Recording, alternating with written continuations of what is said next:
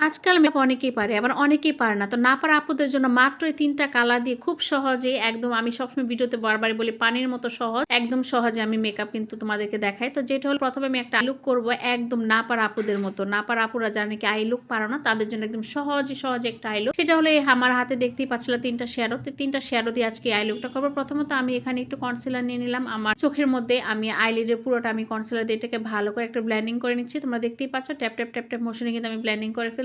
আর কনসিলারটা যদি তোমরা ভালো করে ব্লেন্ডিং না করো, ওইখানে যদি তোমরা কোনো শ্যাডো ক্রিয়েট করো তখন তোমাদের শ্যাডোটা জমে যাবে। তোমাদের এই আইলিডটা চোখের যে আইলিডটা সেখানে কিন্তু শ্যাডোটা বসবে না, দেখতে বাজে দেখা যাবে। একটু পরে মেকআপটা মানে আই শ্যাডোটা ফেটে যাবে। যাই হোক প্রথমে কিন্তু আমি আই শ্যাডোটা ব্লেন্ডিং করে ফেললাম। ব্লেন্ডিং করার পরে দেখতেই পাচ্ছ আমার এখানে একটা তুলি ছিল যেটার মধ্যে আমি ৩ টা কালার নিয়েছি। প্রথমে নিলাম আমি সবই নিয়েছি শিমার কালার। আজকে শিমার দিয়ে করব। একটা ইয়েলো কালার, একটা অরেঞ্জ কালার, একটা হলো লাইট ব্লু কালার। দেখতেই পাচ্ছ আমি এক ধাপে ২ টা মানে এখানে নিয়ে ফেলছি। আর এখন যেটা করতেছি প্রথমে আমি ইয়েলো কালারটা